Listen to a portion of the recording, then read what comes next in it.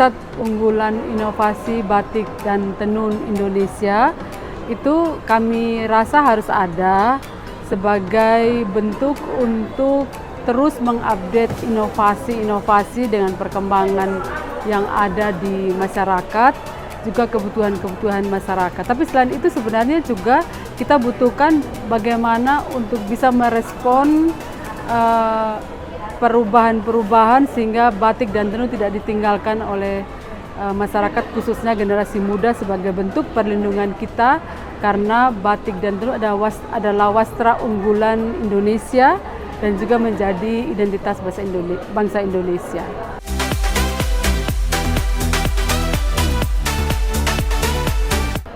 Pusat Unggulan Inovasi Batik Tenun ini arah pengembangannya adalah fokus pada 3 hal. Yang pertama adalah bagaimana menggali nilai-nilai lokal untuk memperkuat makna dan filosofi batik tenun di tengah arus informasi digital yang luar biasa. Sehingga karena orang nggak sempat lagi mau bertanya tentang makna kalau arus informasi terlalu deras. Nah, inovasi-inovasi ini penting untuk kita menghilirisasikan produk tenun dan batik di pasar dalam negeri maupun di luar negeri. Itu yang pertama.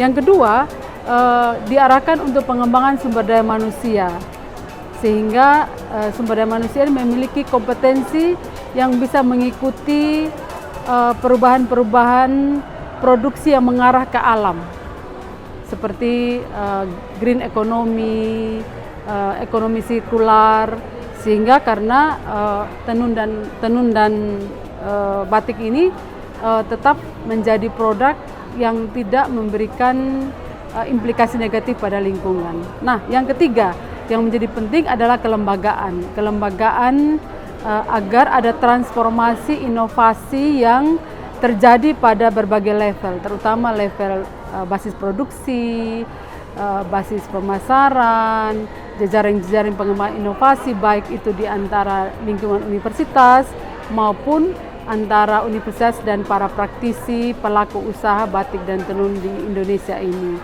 Nah, tentunya dengan arah pengembangan itu kita berharapkan bahwa tenun dan batik itu menjadi produk unggulan kita yang tidak hanya dalam negeri tapi kita juga bisa ekspor.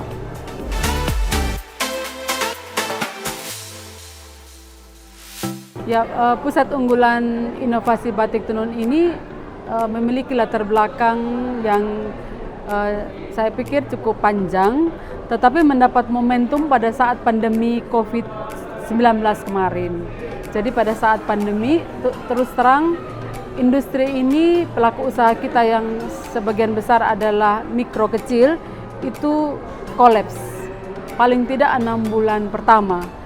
Seperti Asosiasi Pengrajin Batik dan Tenun Indonesia itu merilis data pada saat awal-awal COVID itu 25% industri mereka yang bisa bergerak ya, tapi itu pun bergerak yang sangat minimal.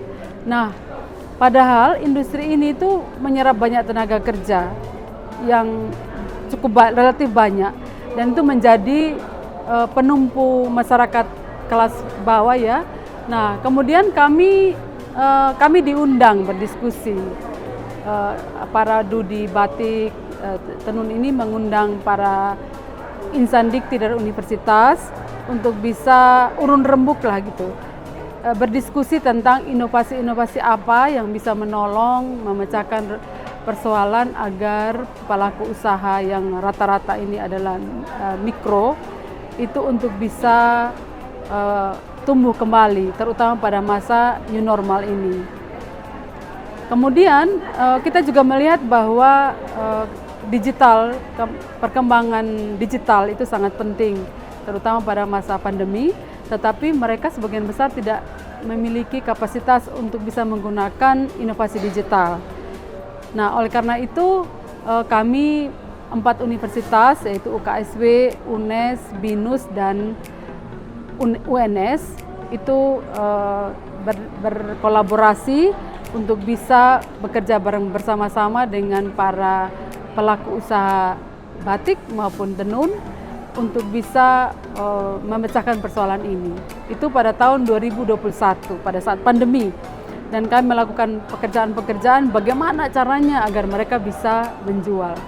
Nah, kemudian kami lanjutkan pada tahun 2022 ini bagaimana terus mengawal inovasi baik itu di bahan, di warna alam, di pemasaran, pengorganisasian, dan kemudian kami sampai pada pertanyaan bagaimana kelanjutannya. Oleh karena itu, kelembagaan Pusat Unggulan Inovasi Batik Tenun menjadi salah satu alternatif agar keberlanjutan dari pengembangan inovasi, peningkatan daya saing, keberlanjutan batik itu menjadi penting.